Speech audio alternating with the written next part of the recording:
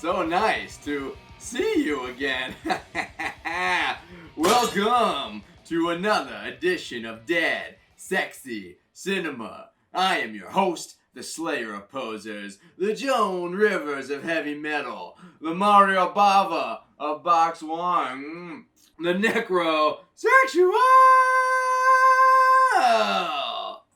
And I'm Miss V, and I support the Kickstarter for a Serbian film. Ms. V, tell us, who is the sponsor of this episode? Our sponsor this week is the Beyond Manhattan. It's that plant-based shit they make those fake burgers out of. Ugh. But it'll get you drunk. Last episode, we dove into Glenn Danzig's Erotica. Oh, God. That means it's your turn, baby. Oh, thank goodness. It's my turn this week, and we're going to watch one of my favorites, Lucio Fulci's The Beyond, or as it's also known as The Seven Doors of Death. Now, this is actually a slightly different edit of the film with a slightly different soundtrack. Both versions are awesome. So this is Lucio Fulci's masterpiece. It is the second in his Gates of Hell trilogy, preceded by The City of the Living Dead and followed by The House by the Cemetery. It is existential. It's gory. It's got great practical effects, 2 great eye gouging scenes, and some not so subtle digs at Catholicism. It is maybe not fun unless you're like us, and then it's a lot of fun. And this is a harrowing movie, maybe not like watching Boogie Nights with your mom harrowing, but for its time, it has some pretty explicit gore.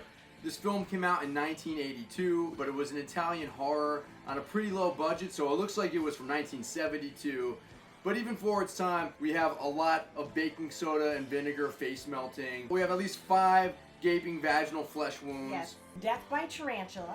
Little known fact, Steve Irwin actually spent 18 months on the back streets of New Orleans training the tarantulas to eat human flesh.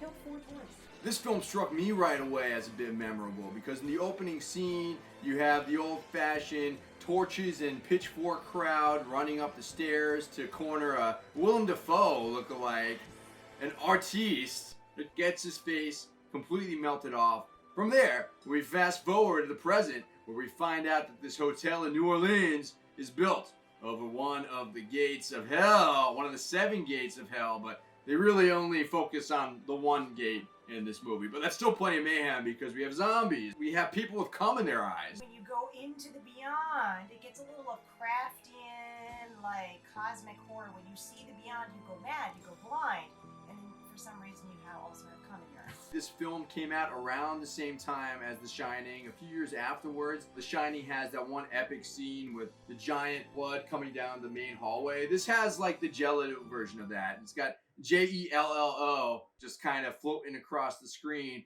But I do think it was also a precursor to Jamiroquai's Virtual Insanity music video.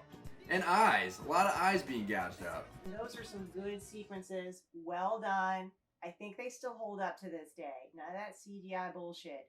Real in-camera effects. It doesn't need to look real, it just needs to look cool. And the special effects and the beyond, they definitely don't look real, but they do look very squishy and visceral and bubbly, and there's a lot of texture to them. I've never had my eye gouged out, but I've had a slight eye injury and it hurts a lot.